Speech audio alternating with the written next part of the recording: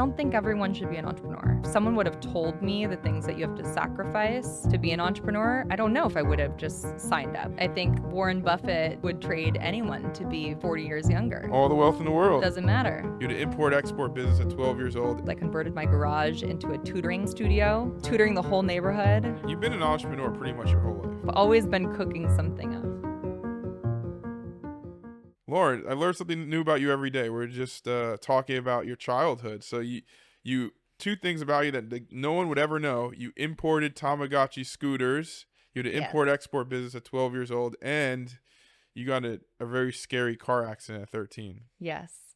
My uncle was in the import-export business, and I was his watchful eye, essentially, for all of the cool new products that... Do you remember Sharper Image? Yeah, totally. That was my favorite store. And Sharper Image was out of Razor scooters.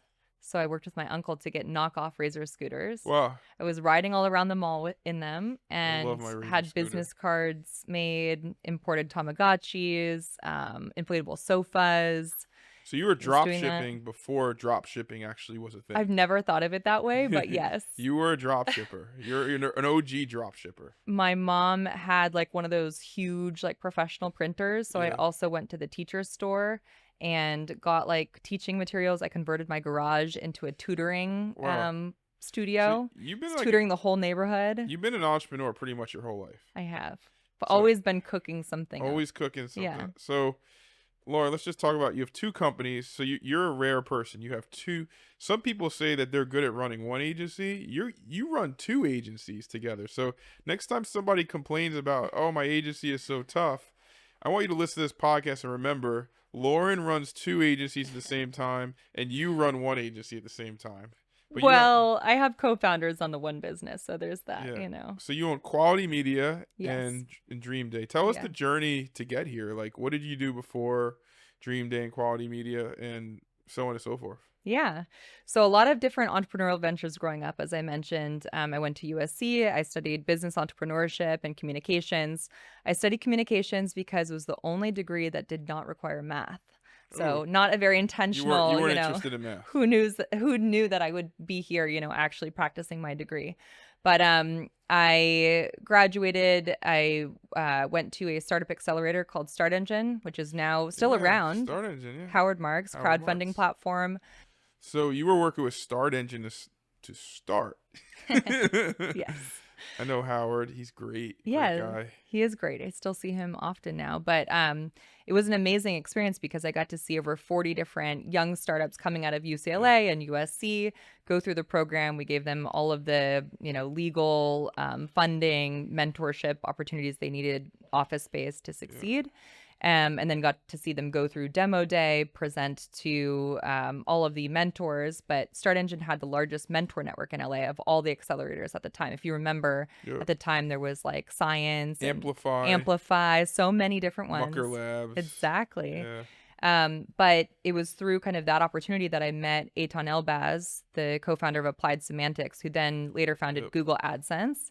And then Walter Driver, who's the co-founder of Scopely. They hired me at Scopely, so I left Start Engine to go to Scopely. It was very fast-growing mobile gaming company. Was there for 3.5 years, started as like the 16th employee working directly with Walter. Wow. That was an amazing opportunity too. What an opportunity, yeah. It was like, #1 fastest growing gaming company in the world. It's now one of the largest mobile publishers of the world. Did you meet Andy there? Is that where you guys met originally? No, my husband and I met before, like long before. He knew Walter, and we did go to dinner with Walter, and he was an advisor to Scopely.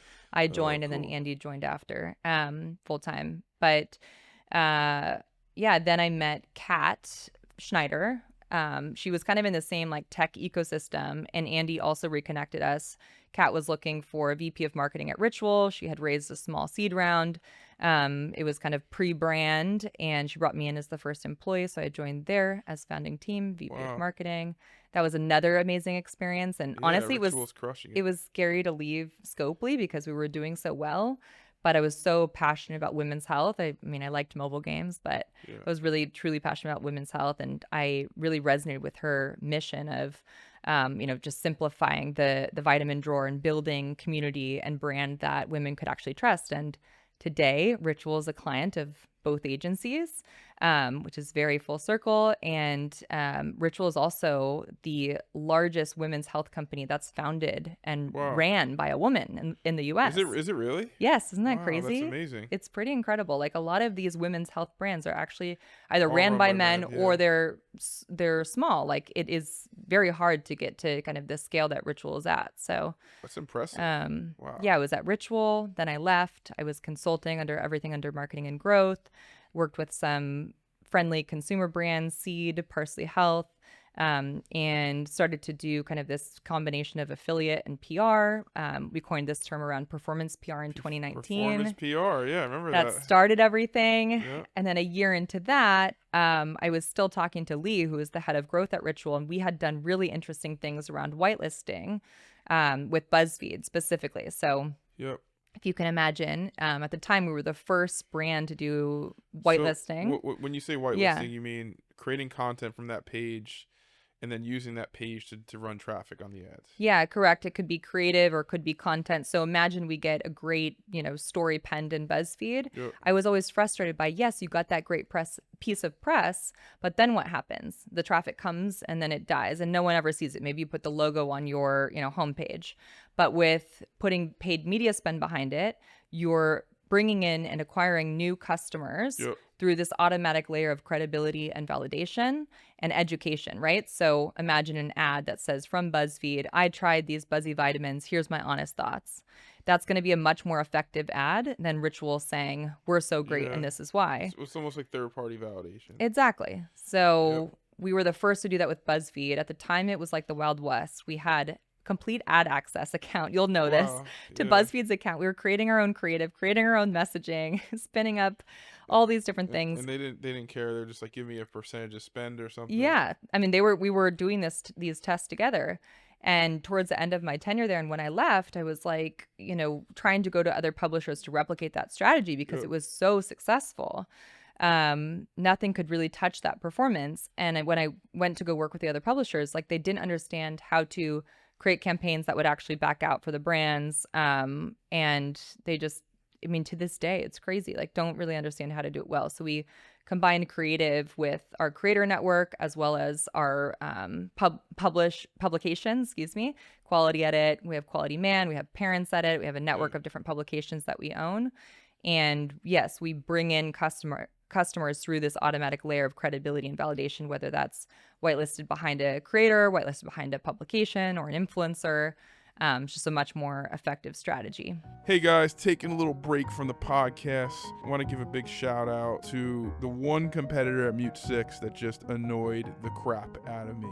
When I was at Mute 6, the company I started and sold to Dentsu, we had a pitch against Power Digital. Both our expertise were similar. We were one of the first performance-focused Facebook ad agencies. We did creative, we did Google, we did retail media, and we pitched against a lot of agencies. But the one agency that really was difficult for us, that like when I saw them, they were like, oh, these guys are incredible. What they do was Power Digital. Power Digital has an incredible team. They specialize in full funnel marketing solutions. Whether you want to understand attribution and measurement on Facebook, whether you want to scale on retail media, Power Digital is a great partner and a great partner to the podcast. Highly recommend them, powerdigital.com. So pretty much the business model that, your agency is a bit unique. So a lot of agencies don't lean into, they're more full omni-channel, Yeah. full omni-channel, paid media, creative. But what you guys do is you have a whitelisting division and you're actively integrating the creators into the brand, Yep. through whitelisting. And I think your point is interesting of a lot of agencies try to be everything to everyone, Yep. right? Like they want to do SEO, they want to do paid social, they want to do organic social.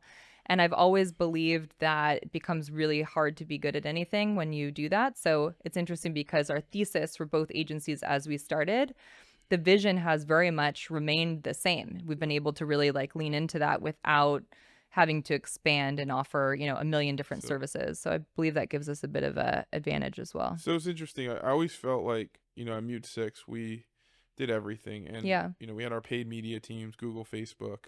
You had guys all- were first to do it. Yeah. We had pods, we had all that stuff. But Yeah. I felt like, the struggle of building a delivery engine for, the ever-growing e-commerce ecosystem was specifically around this idea of siloed teams. I thought the Google team was so siloed that they didn't understand they didn't really understand the Facebook team. The Facebook team was so siloed that they didn't really understand Amazon and retail media. And I think like with your model, which what I think is what I really like is that there's no real silos within your teams. Like they're gonna do creative, they're gonna whitelist, and they're Right. gonna traffic that ad. There's no silos, Yeah. and then you're gonna open up other advertising platforms. The Yeah. same person running the Facebook media is also running measurement, is also running Google. So like Right. what I really like is that, and I think these agencies, obviously we haven't even used the magic buzzword yet called AI yet in this talk, but Mm. like I think one of the biggest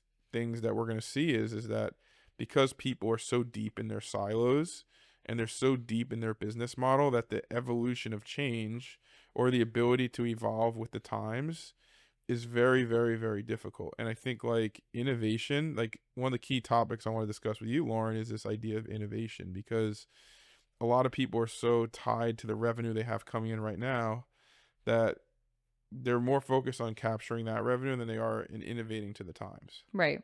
Yeah.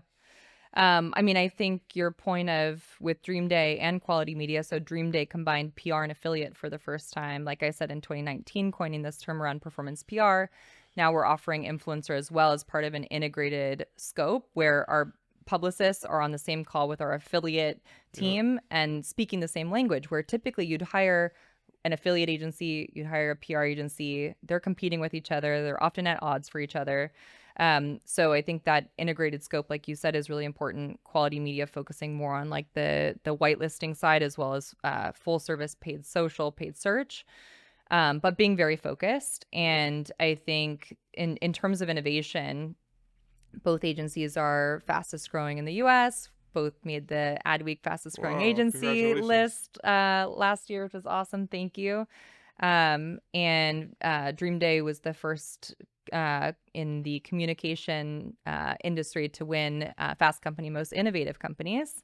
And a lot of that was just on the premise of like our innovative model. But I think I'll speak to Dreamday first, thinking about the major changes in publishing and the media ecosystem, what I have witnessed firsthand in being in house at a brand, developing my own agency, as well as Yeah. having a publication. I've seen like all three kind of perspectives of the publishing ecosystem.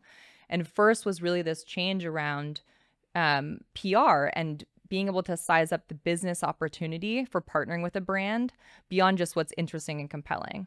When you are working with a Forbes and you have a competitive, category, let's say pet food products, if you want to be in like the P1 position on a top ranking listicle on Forbes, you have to pay them a certain CPA. Yeah. And they will tell you, you want to be in that position, you got to pay $250 CPA, $250 for each customer that you acquire. And so the first thing I saw was just, okay, PR and affiliate are, at least from a consumer commerce PR standpoint, becoming more and more integrated. We need to meet modern brands and publishers where they're at in that sense. That was the first major change, like I said, with performance PR. The second change I've seen is really a diversified media landscape. So I don't know when the last time is that you went to GQ or Men's Health to Yeah. find what shirt you want to buy, but you're probably being influenced by a lot of other mediums, whether Sure. that's podcasts, ads, or TikTok or Substack or I'm a bad Instagram. example, but like You're going to I GQ. buy whatever my wife tells me to There buy. you go. Other forms of trust. But the Yeah. point being that a lot of these legacy kind of like formats are dying down for many different reasons, which we can discuss. So, what I witnessed even 2 years ago was okay, the next major change is really in this like diversified media landscape. People are trusting a lot of other sources outside of the traditionally established ones. So, our team is now pitching Substackers the same way that they would a traditional editor at Vogue. Wow. And the next change that I've seen is really like GEO is almost performance PR on steroids. In that, if you do not have a smart PR and affiliate strategy, you are going to have zero chance of ranking within the LLMs. Well, yeah, because where are the LLMs getting their data from? They're getting it Exactly. from Reddit, from publications. Yep. God only knows where they're actually YouTube. getting YouTube. God only knows Yeah. where they're actually getting their media from. But Yeah. but a lot of these trustworthy high page rank sites or where Yes. or I know on Google, Yeah. Gemini's getting a lot of their data Yeah. from these places. So having this integrated, so if you're a brand, having an or any, not even just a brand, but any company, Yeah. having an integrated strategy where you're combining the powers of traditional PR, which is publication, affiliate, which is performance publication. I put an ad on a on Forbes or and I pay only on a performance. Yep. GEO, which is obviously optimizing ChatGPT and some of these LLMs for ranking for specific topics and keywords. Having that fully, and then obviously influencer, having Yep. those four fully integrated strategy probably is 9/10 of the game of being successful outside Yeah. of paid media. Because 100%. the goal is, how do you become successful Yeah. outside of paid media, Yeah. right? Is that the Yeah. goal for everyone? How do we Yeah. be successful without giving Facebook and Google all of our ads? And Lauren has, you and your team have figured out how to be successful outside of Google and Facebook, Yep. right? Yeah. And I think, it's still nascent, and that I think it's only, 20% in some cases that people are searching ChatGPT to discern which consumer products they should buy, but it's growing, right? Yeah. Like, it's not going to slow down anytime soon. So we make sure that the brands that we represent are ranking in that way. And there's a lot of different things that we're doing to ensure that, but a lot of it comes from kind of what's called like the EAT strategy, or just the consistency and repeatable, press that we're garnering, as well as, like you said, in high domain ranking places. Yeah. We have a client who recently, I won't name names, but he's like, I don't want any more listicles. The traffic from Yeah. listicles is dead. The revenue is dead. I'm not interested in that anymore. And we were talking to our AI consultant, this guy, Devin Karps, and he's like, listicles are incredibly important from a GEO perspective, and they're very necessary. In fact, even like press releases, the old school, unsexy press releases, LLMs What are is he? ranking What highly. is his basis for?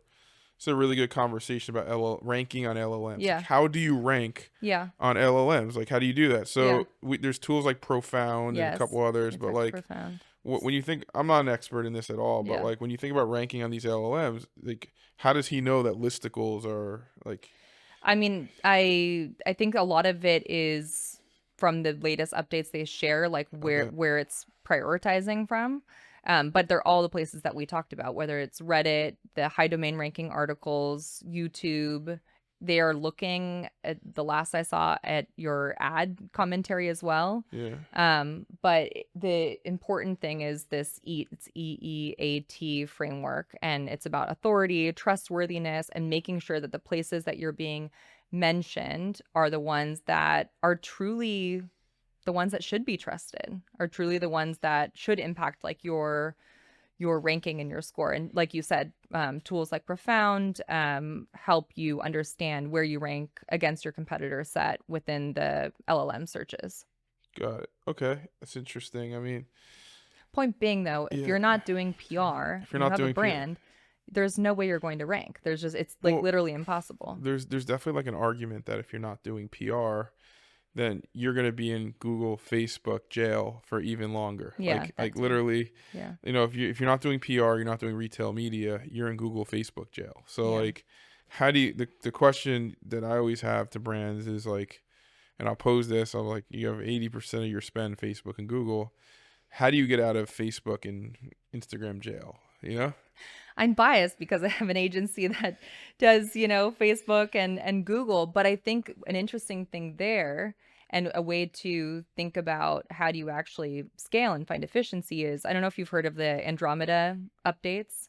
No. They were one of the last updates that Facebook did, and they said that they're prioritizing a diversity of creative, which is really interesting because for us, we do like really shitty, purposely ugly Yeah. UGC creative that like performs It incredibly, always outperforms all the everything way else. to, more polished brand creative. And the Andromeda update said that they are prioritizing in the algorithm a very, broad range of a lot of creative and a lot of diversity of creative. So that works well for our model in terms of just playing into kind of what the algorithm is looking for. And the other thing from an update perspective is they said that they're prioritizing partnership ads. So when it says, Ritual is with the quality edit, Ritual is with X creator, that's also going to be prioritized more in the algorithm. So my point being that, I don't think Facebook and Google are going away anytime soon. So if you are invested in that platform and, everyone has to play that game if you're a consumer Sure. brand, at least you can find strategies that are more creative to help bring customers in that even we've proven to have a higher LTV when they're more educated on your brand. And B, find more efficiency and scale on paid social if you're gonna, invest in those platforms.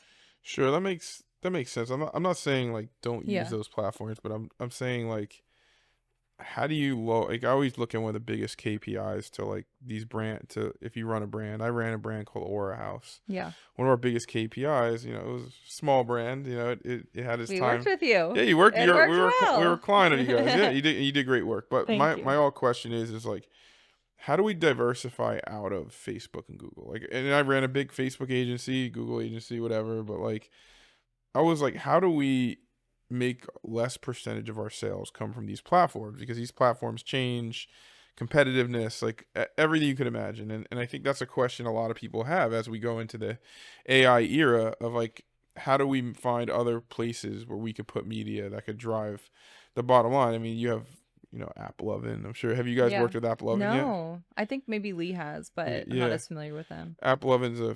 fantastic company. Obviously, I'm a loose advisor to them. Very close friends with them.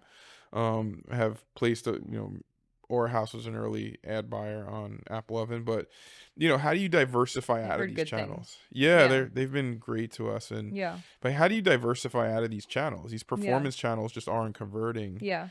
at what they used to, Yeah. and like it's a big question mark. Yeah. I mean, I love to see. Are you following the brand David, Yeah, the the protein protein bar. Oh bar? yeah, totally. I think it's Peter Rahal and it's his company. And in the beginning, I don't know who they are, but I know like the I bar. I know them, or I know of them like loosely, but I would just say that in the beginning I was like, not stoked like a lot of people on their ingredients, and yes, they're creating a protein bar, but they have all these additives. They got publicly, Yeah. called out for some of it as well. It's like I was looking at the ingredients earlier today. Not that I'm You a were? perfect health. Yeah, and Yeah, such great I'm like timing. all these long word like Yeah, and I'm just like this is a healthy. yeah, Yeah, it's got 28 grams of protein in yeah. it, but like who's gonna eat all these other fillers and They want to make protein accessible to all, but I would argue that there's a way to do it in a way with, a bit less ingredients.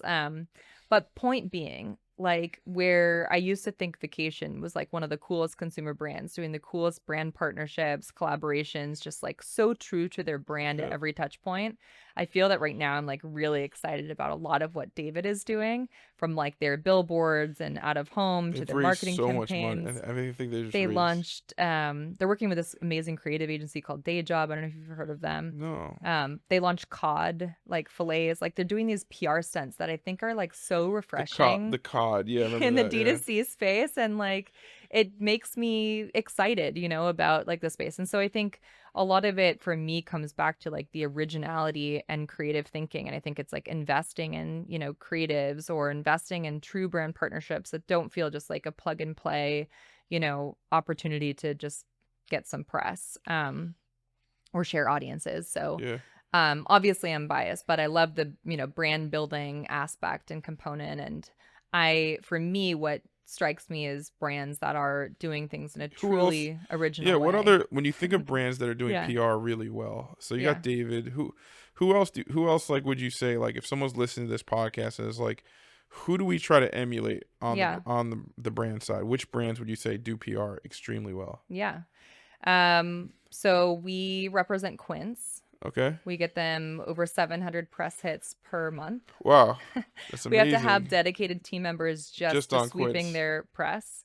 And I mean, that's just a beast of a business. They're, incredibly successful from a revenue standpoint. They have many categories. And I think we always try to think when we're evaluating potential clients, we try to think like a publisher or like an editor. And in this case, they're basically the online Macy's. So they're selling everything from, linens to window coverings Sure. to cashmere sweaters to Ugg boots. I don't know if you've research their model a bit, but Yeah, no, I there's have. something Do for they every do they editor to drop talk ship or about. do they like actually I think they store? drop ship. Yeah. I can't imagine them storing We do all inventory. of their consumer, PR, and we manage their affiliate program as well. But point being, there's something for every editor to talk about. It's a very fair price point, which is really important in these economic conditions, Sure. important to editors.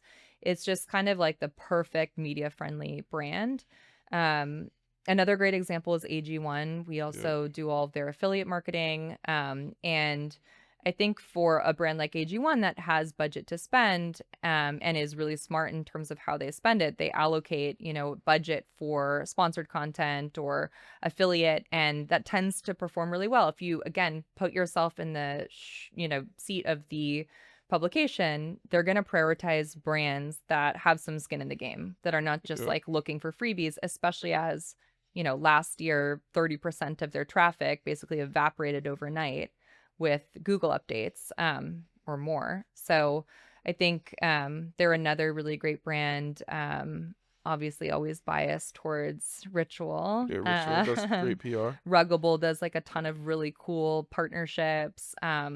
The Books, have you heard of them? Yeah, Like no, the the flower Books, the flower company. company. Love them. We just brokered their partnership with Lego, which was Oh, hugely cool. successful, not only from like an outside of the box thinking POV, but also a just media perspective. Like it really went over What well. what goes into like what's a brand that like we talk about brands that do PR, but like what elements like give a brand a lot of potential to be successful at PR? You said Yeah. you were saying something interesting just now that like if a brand does this, this, this, and this, they're most likely to be successful at PR. Can you go Yeah. through that? Because I think Sure. that'd be interesting to a lot of people. Sure.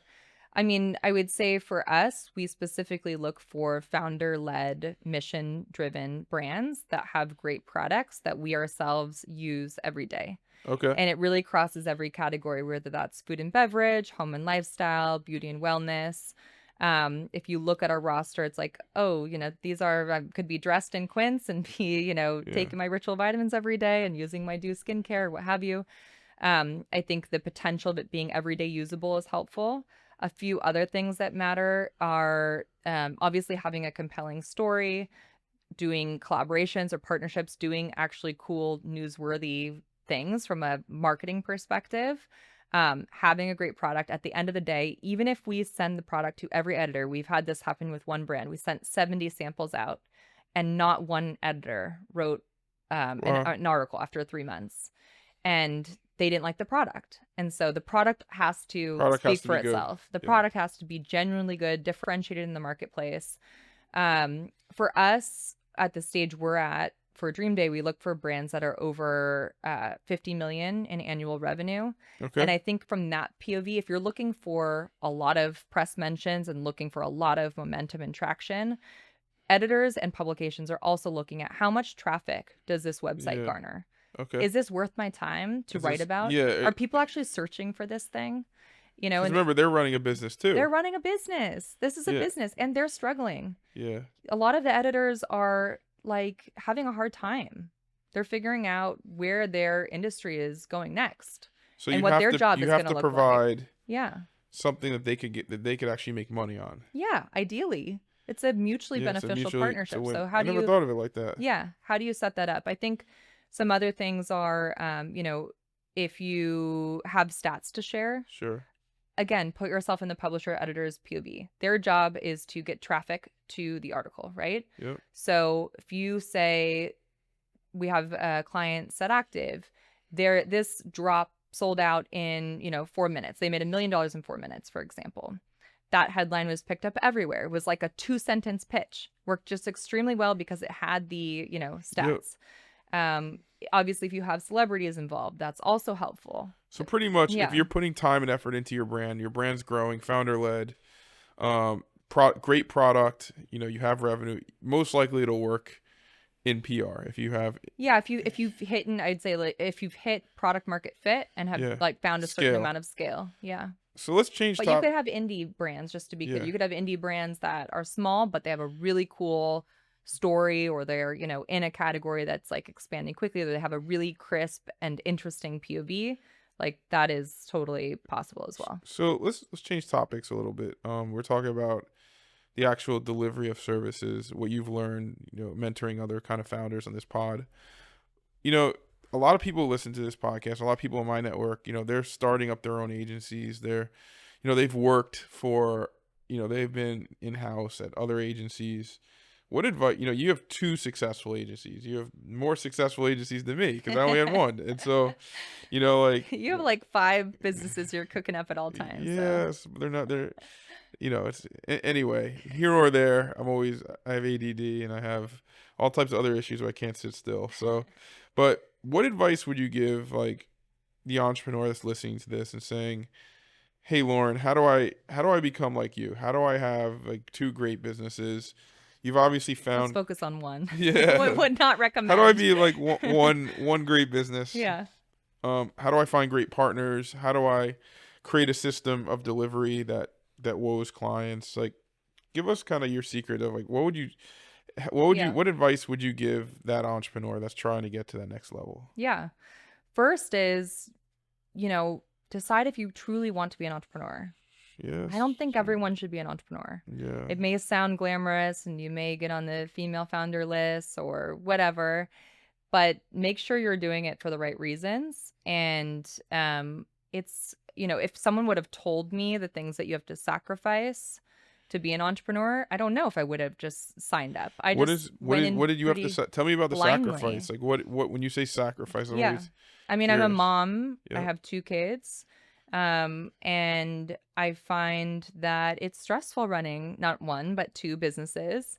And, if there's a art class or something that I want to go to, but I have a client meeting, of course I can create my own schedule, but you know how it is. Yeah. Sometimes it's just there's too much on your plate. There's not enough time to do it. Sure. You got to do it. There's other times when I feel that I'm irritable and I'm, just stressed out from the day. Maybe I'm not bringing like my best self.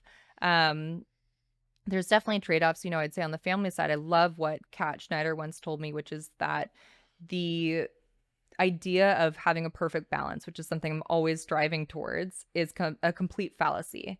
And she actually, not her, but Rebecca Minkoff said it was like Yeah. invented by men. I don't know where she got that, but that this idea of balance is like Balance is invented by created by men. man. Okay. Because men, if you think about it, like men, they go for their work trip or whatever. They're not like trying to be perfectly balanced. They don't have No. this false like narrative in their head. So they accept that there's some things that are always going to be dropped. And so what Kat said is, whether it's your personal life, meaning like your health and how you're taking care of yourself, or your family or professional life, something is always going to be dropped. Something is always going to be out of balance. And you have to kind of make peace with that and know that, okay, if my relationship is suffering for a few weeks, I'm going to come back and try to, make it up at some point and reinvest Sure. there.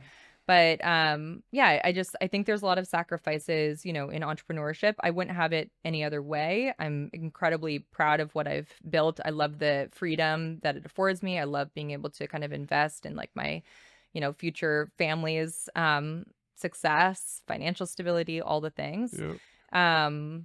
Going back to your original question, which was, it'll come to me. Advice for entrepreneurs. Advice for entrepreneurs. Thank you. I think for me, I was a bit risk averse. My mom, I'm an only child. I like always leaned on my mom for advice, and she's also like a bit risk adverse when it comes to some of these things. So even leaving Scopely, leaving Ritual, Yeah, like all those it things are was kind of scary, right? scary. Yeah. Right. For me, when I was towards the end of Ritual, I was thinking about starting my own company. I reached out to 2 friends and I said, if I were to leave and consult, would you hire me? And they said, yes. Where do I sign up? So it was that little vote of confidence that I Yep. needed that kind of got me over the edge to be able to, start my first business. And I did the math and I was like, okay, if I can get those 2 clients, I'm going to be okay financially. Like I'll Yep. have 2 great logos on my website and I'll start there and I'll build. And for me, it's been one hire at a time, one building block at a time, Yep. one scope increase. I could never get Amazon or Quince or Ruggable or Guyana, all the clients that we get today By not doing 7 good work years ago. by not doing great work for the early set of clients. And that's the first thing. The first thing I'd say is really the quality component. Like focusing on the product and the quality, just like, I imagine any other business, is the most Yeah. important thing. I think a lot of agencies have like a scale to scale model. They take on whatever Way more work. shitty I mean, credit card yeah, client or whatever that their team's not passionate about, that they don't even want to be doing the work for, yeah. but hey, it'll pay like a whatever retainer and close some revenue gap. I mean, I completely recognize it's a privilege to be able to say this, but we try to take on clients that we ourselves are truly passionate So about and yeah, want to work on every day. And I believe that passion really, translates to every touch point. as two agency people, I'm gonna summarize what you said because I think it's Yeah. very interesting. So number one, start with two good clients. Do the best work for those one or two clients. Build a name for yourself for those one or two clients. And then you said it'll, what growth really is. It's not just, hey, we're growing revenues and signing up clients. It's incremental. It's all right, we've scaled one of our clients. All right, we've, increased creative output for a client. It doesn't have to be this like monumental growth trajectory thing. It's just one step at a time. It's like you don't Yep. need to grow everything overnight. And I think like that's the hardest part for a lot of people because Yeah. when you watch social media, you start to, see like, oh, look at me, I'm doing this. Or you start like naturally comparing yourself to others. And I Yeah. think like, for me, like I've always said, like comparing yourself to others is like, it's like a death sentence. Yeah. It's like the minute you start trying to compare yourself to others, it's almost like unhappiness is right around the corner. Totally. I And love there's that. no end in sight of like, because the reality is even as a There's always going to be someone bigger than you bigger, doing cooler stronger, stuff, better, all the yeah, things. yeah. I Yeah. mean, any Never look in your rearview mirror. as successful as you get, I could tell you because I've had some success. There's always someone richer. There's always someone taller. There's always someone younger. There's always someone. Every area of your life that you compare yourself to, there's always someone that's doing something, something, something. And you better not stake your happiness on that. No, I think Warren exactly. Buffett would trade anyone to be 40 years younger. All the wealth in the Yeah, world. all the wealth in the world. Doesn't matter. You got to be happy in the moment. Yeah. Before we wrap, Lauren, is there anything else you want to talk? You want to share with the audience? Is there anything else on your mind that we didn't cover? We covered a lot. I mean, there's one Feel topic pretty I want to good. cover that we Yeah. haven't covered yet, and that's the topic of AI. Yeah.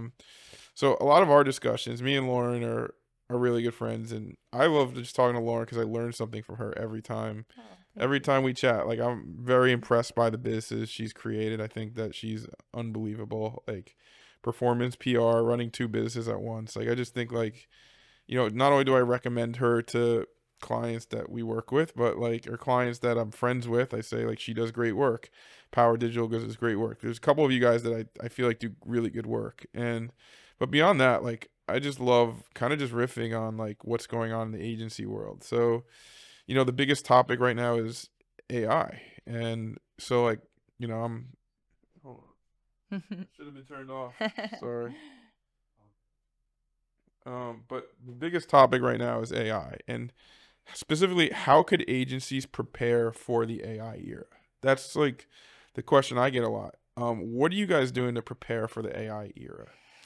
Such a crazy time. First of all, thank you for all the kind Yeah, accolades. It's very authentic and goes both ways. Thanks for being such a supporter of me sure. over the years. And our businesses. But yeah, it's such an interesting time. It's crazy. I've had on my to-do list to go explore Claude skills for the past 2 weeks. I haven't done Yeah. it, and I feel like I'm 5 years behind. Like I'm already dead Wow. in the water, Yeah. Um, because it just is evolving so rapidly. So even to, as an example, we hired this AI consultant at both agencies. We did full AI training, with the team, multiple sessions. We created custom GPTs based around use cases for both agencies that we felt it could optimize workflows and efficiency in, which was been incredibly valuable. The teams have been leaning in. Okay, let's find this use case, let's build that, what have you. So we're still working with him in that capacity. We also did like GEO webinars with our clients Sure. and are helping them understand the changing landscape, which is the other half of the equation. Um, but from an internal perspective, it's interesting because a lot of agencies are actually telling all their employees, do not use AI. If you use AI, you will be fired, I especially in mean, really? communications Have because you heard that before? That's I know crazy. for a fact many popular agencies are saying this because they're communication agencies and they value obviously, the creative input, output, what have you.